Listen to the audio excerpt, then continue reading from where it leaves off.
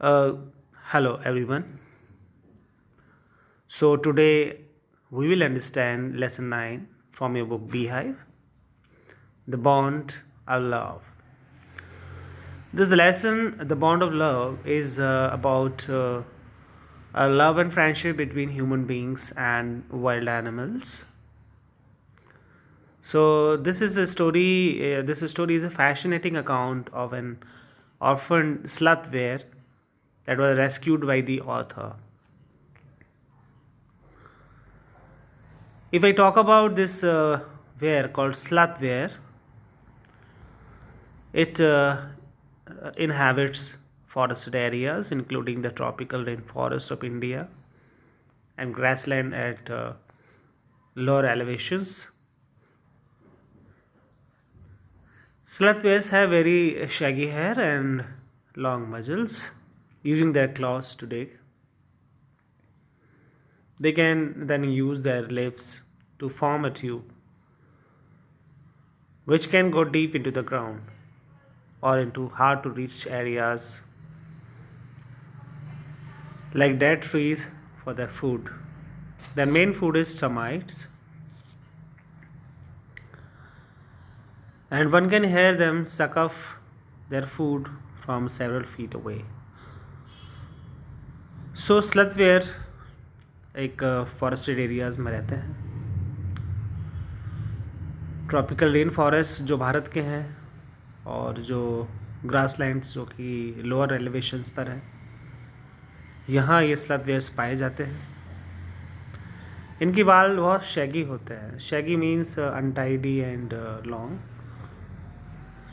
और इनकी मजल्स यानी कि इनकी जो नोज़ है काफ़ी लॉन्ग होती है.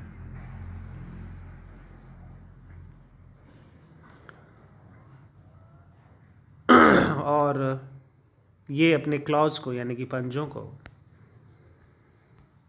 Late me show the claws, dig करने के लिए यूज़ करते हैं.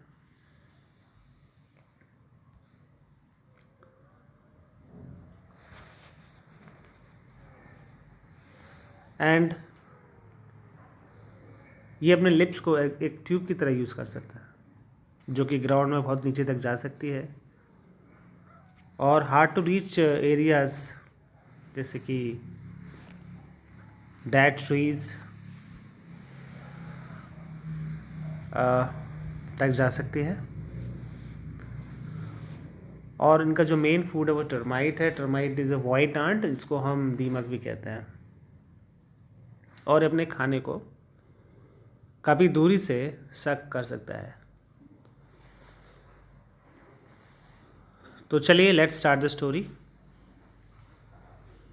I will begin with Bruno, my wife's pet Slothbear. I got him for her by accident. तो जो नरेटर है वो कहते हैं कि जो ब्रूनो है, Bruno is the name of this sloth bear, जो उनकी वाइफ का एक पेट था और उनको ये बेर किसी एक एक्सीडेंट के दौरान मिला था. तो वो एक्सीडेंट क्या था, let's understand. 2 years ago we were passing through the sugarcane fields near Mysore. 2 साल पहले जो नरेटर है अपने कुछ दोस्तों के साथ गन्ने के खेतों से जा रहे थे मैसूर के पास. People were driving away the wild pigs from the fields by shooting at them. लोग बाग वहाँ पर कुछ लोग जो है, जो जंगली पिग्स हैं, उनको अपनी फील्ड से शूट करके भगा रहे थे. सम वर शॉट एंड सम एस्केप्ड. कुछ को शूट कर दिया गया और कुछ भाग गए. We thought that everything was over when suddenly a black sloth bear came out panting in the hot sun. हमें लगा कि सब कुछ खत्म हो गया है. तभी एक काला स्लथ बेयर हाँफता हुआ नजर आता है। पैंटिंग का मतलब होता है हाँफना, means breathing very heavily and rapidly. Now I will not shoot a sloth bear wantonly, but unfortunately for the poor beast, one of my companions did not feel that way about it and promptly shot the bear on the spot.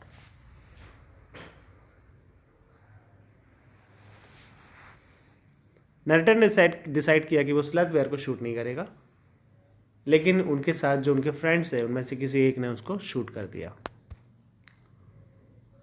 As we watched the fallen animal, we were surprised to see that the black fur on its back moved and lapped the prostrate body.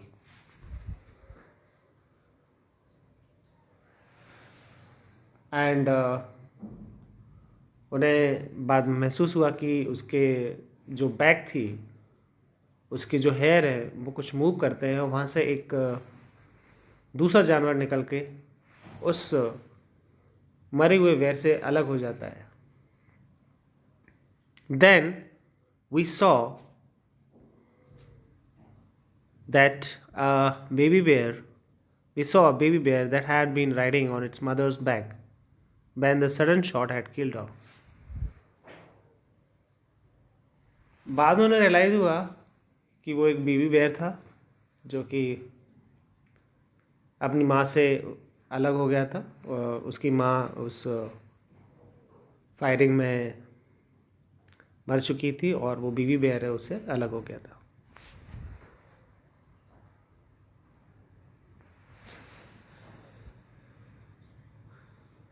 The little creature ran around its prostrate parent, making a pitiful noise. कुछ देर तक ये baby bear अपनी mother bear के साथ चारों तरफ घूमता रहा और एक बहुत ही पिटीफुल साउंड, एक करुणामयी आवाज़ निकालता रहा। Pitiful means when you see something which is full of emotion that makes you emotional, the scene can be called as pitiful. I ran up to it to attempt a capture. It scooted into the sugarcane field, following it with my companions. तो narrator उसे पकड़ने के लिए भागा और baby bear sugarcane field की ओर भागा।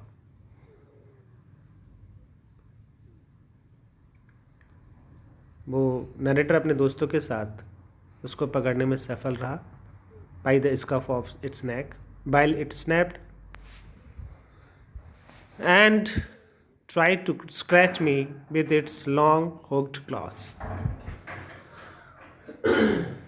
तो इस बेबी बेयर ने नरेटर को अपने हुक्ड क्लॉज से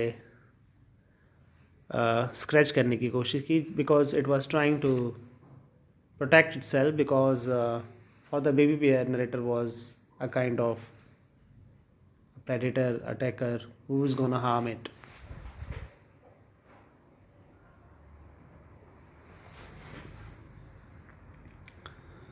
We put it in one of the gunny bags we had brought, and when I got back to Bangalore I duly presented it to my wife. Narrator ने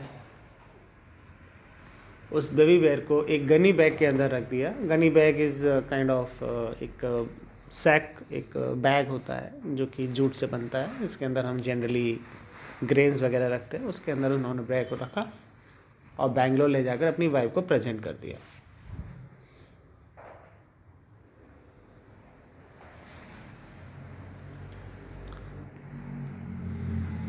She was delighted. She at once put a colored ribbon around its neck, and after discovering the cub was a boy, she christened it Bruno.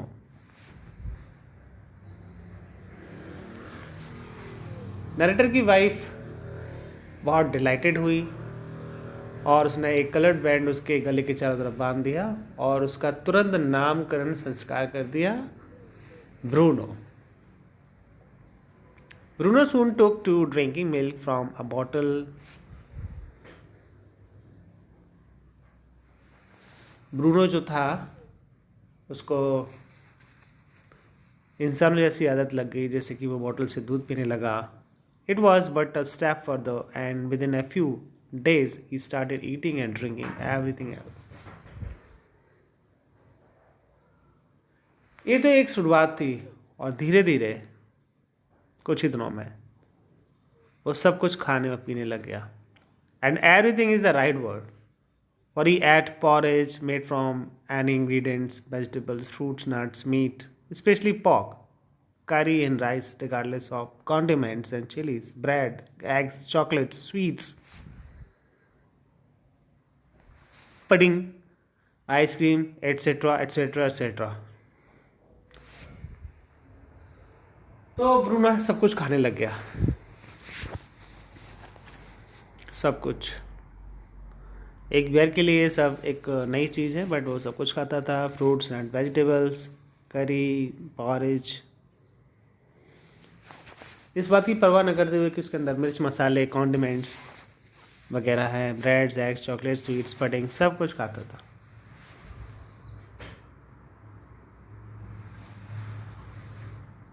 As for drink, milk, tea, coffee, lime juice, aerated water, buttermilk, beer, alcoholic liquor, and in fact anything liquid, it all went down with relish. पीने में वो सब कुछ पीता था, even alcoholic drinks, सब कुछ. The bear became very attached to our two Alsatian dogs and to all the children of the tenants living in our bungalow.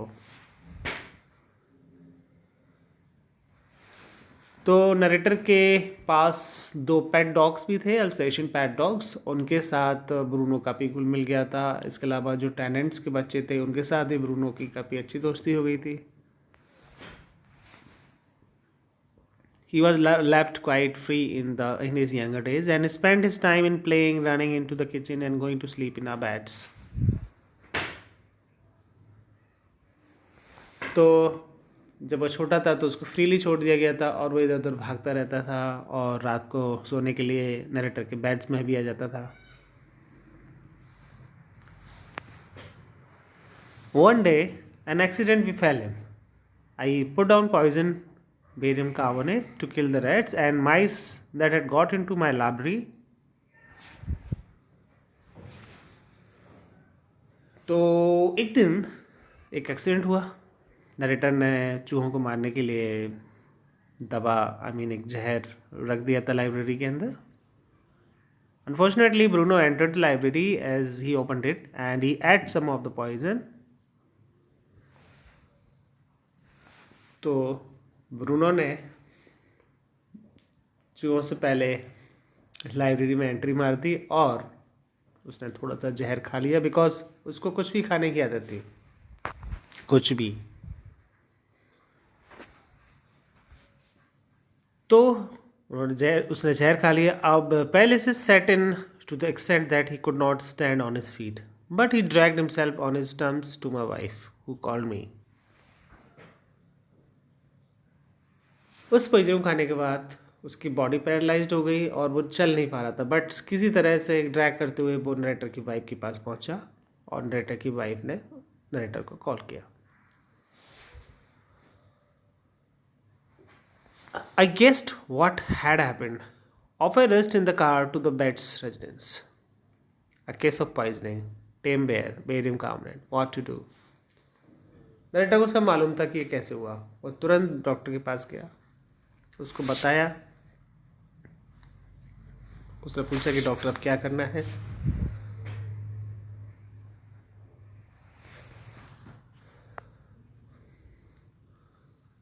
Out came his medical books and a feverish reference to index began. What poison did you say, sir? Barium carbonate. Yeah, barium salts. Barium carbonate. Symptoms, dialysis, treatment, injection of just a minute, sir. I'll bring my syringe and the medicine. तो जो veterinary doctor था उसने अपनी Britannia Medica जो book थी उसको उठाया और देखा कि क्या बेरियम कार्बोनेट से पहुंचने के लिए क्या देना है। तो उसने एक इंजेक्शन जो है उसमें लिखा था, तो उन्होंने एक इंजेक्शन तैयार किया। A dash back to the car. Bruno is still floundering about on his stumps, but clearly weakening rapidly. Some vomiting, heavy breathing with heaving flanks and gaping mouth. तो नरेटर तुरंत अपनी कार की ओर भागता है जहाँ पर ब्रूनो एक critical condition में पड़ा हुआ था। अभी भी वो अपने पैरों पर नहीं चल पा रहा था, इधर उधर वो भागने की कोशिश कर रहा था। एंड उसकी बॉडी बहुत वीक होती जा रही थी, वॉमिटिंग वो कर रहा था, उसकी सांसें बहुत गहरी चल रही थी और वो अपना मुंह खोल के पड़ा हुआ था।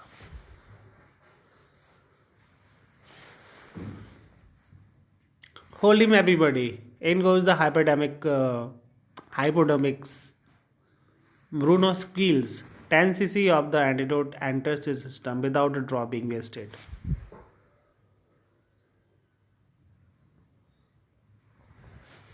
तो उसको इंजेक्शन लगाया जाता है 10 cc का।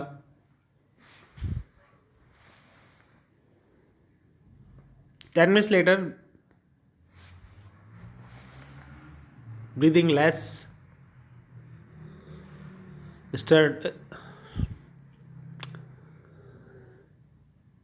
stertorous,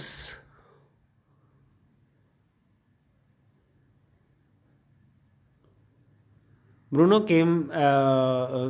can move his arms and legs a little, although he cannot stand yet.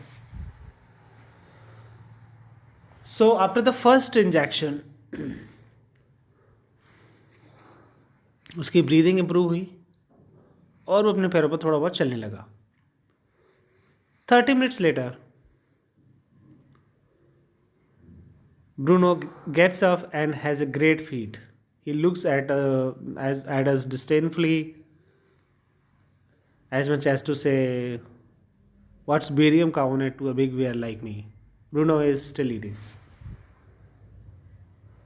और 30 minutes के बाद Bruno was almost okay and he started eating. तो उसको 2 इंजेक्शन लगाए गए, एक लाइन स्किप कर दी। जो फर्स्ट इंजेक्शन था उससे कुछ नहीं हुआ, उसके बाद अनादर 10 cc का इंजेक्शन लगाया जिससे कि इम्प्रूवमेंट हुआ। तो 20 cc इंजेक्शन के बाद Bruno was completely all right.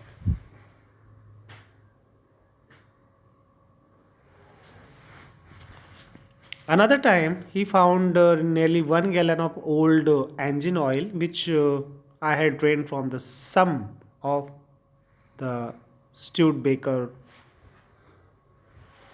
and was keeping as a weapon against the inroads of termite. He promptly drank the lot, and it had no ill effects whatever.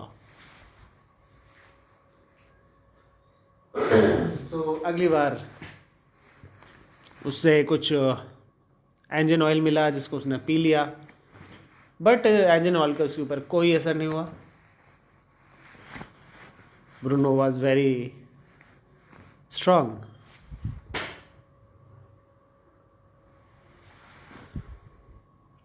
The months rolled on, and Bruno had grown many times the size he was when he came. समय बीतता गया, महीने बीतते गए और Bruno बड़ा हो गया। उसका जो आकार था कभी बढ़ चुका था।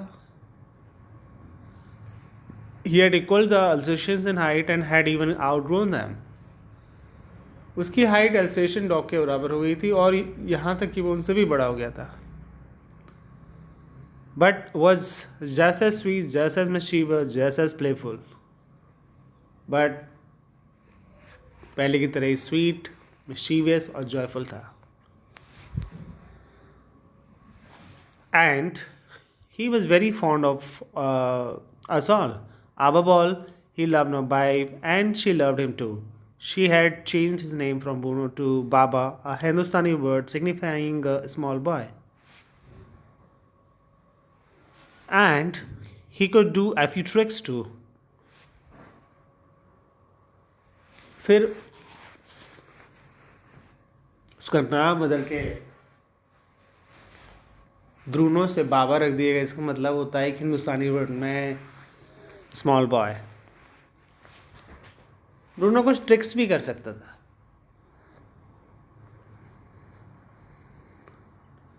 At the command Baba wrestle or Baba box, he vigorously tackled anyone who came forward for a rough and tumble. वो रेसल कर सकता था, वो बॉक्सिंग कर सकता था और किसी के साथ भी लड़ सकता था। Give him a stick and say Baba hold gun, and he pointed the stick at you. और उसने खेल भी सीख लिया था। He could hold a stick, kind of लकड़ी की गन बना के जो है वो पॉइंट कर सकता था। अगर उसको कमांड दिया जाए कि बाबा होल्ड गन, तो वो स्टिक को उठा लेता था।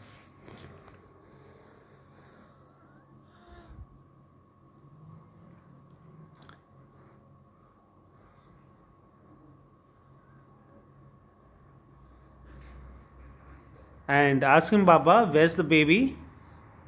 And he immediately produced and cradled affectionately a stump of wood which he had carefully concealed in his straw bed. और जब उससे कहा जाता था कि बाबा where's the baby, तो वो अपने बेड में एक लकड़ी का कुछ एक स्ट्रॉ टाइप का था, उसको लेकर आता था। It was the baby. But because of the tenant's children, poor Bruno or Baba had to be kept chained most of the time. लेकिन किराएदारों के बच्चे के जैसे ब्रूनो को या बाबा को चेन में बांध के रखना पड़ता था, क्योंकि वो बहुत बड़ा था और वो बच्चों को हर्ट कर सकता था।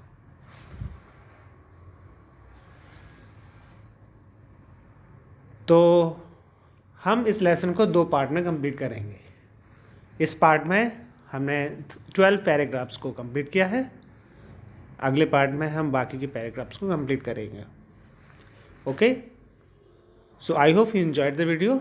If you enjoyed it, please like and subscribe so that you could get the notifications from my next video as soon as I upload it. Thank you.